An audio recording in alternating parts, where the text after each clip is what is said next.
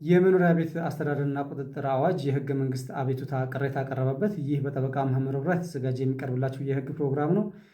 በዛሬው ፕሮግራም የህገ መንግስት አጣሪ ጉባኤ የመኖሪያ ቤት አስተዳደር እና ቁጥጥር አዋጅ ላይ ቅሬታ ቀርቦለት እያየ መሆኑን እየተመለከተው መሆኑን ጉዳዩን ልገልጽላችሁ ነው የመጣሁት። እንግዲህ የመኖሪያ ቤት አስተዳደርና ቁጥጥር አዋጅ በአዋጅ ቁጥር 13/2016 በሚል ታውጆ ወደ ስራ መገባቱ ይታወቃል። በተለይ በአዲስ አበባ ከተማ አስተዳደር መመሪያና ደንብ ወጥቶለት እየተተገበረ ይገኛል።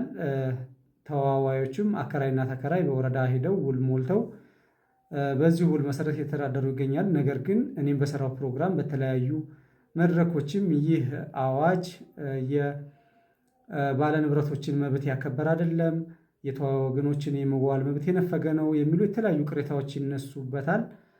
በተለይ አከራዮችን መብት ይነፍጋል፣ ለተከራይ ያደላል በሚል ቅሬታ ሲነሳበት መቆየቱ ይታወሳል።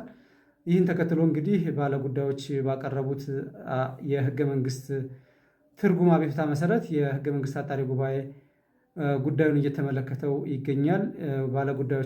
በዛሬው ዕለት ባለጉዳዮችንም የሰማና ከተለያዩ ባለሙያዎችም የሙያ አስተያየት የተቀበለ መሆኑን ገልጿል ማለት ነው። እንግዲህ ይህን ተከትሎ የአጣሪ ጉባኤው ለፌዴሬሽን ምክር ቤት በሚሰጠው የውሳኔ ሀሳብ መሰረት የፌዴሬሽን ምክር ቤት ውሳኔ ይሰጣል ተብሎ ይጠበቃል። በተለይ የህገ መንግስቱን አላከበረም ወይም ይህ ህገ መንግስታዊ ነው ተብሎ የሚታሰብ ከሆነ የፌዴሬሽን ምክር ቤት አዋጁን የሚሽረው መሆኑን ልናውቅ ይገባል ማለት ነው። አዋጁ ህገ መንግስቱን ያላከበረ ከሆነ የፌዴሬሽን ምክር ቤት አዋጁን ይህ ህገ መንግስታዊ ነው በሚል ትርጉም በመስጠት ተግባራዊ እንዳይሆን ሊያደርግ የሚችልበት እድል ሰፊ ነው።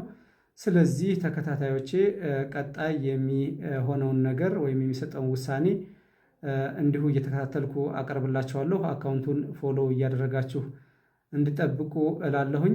ለዛሬው አመሰግናለሁ።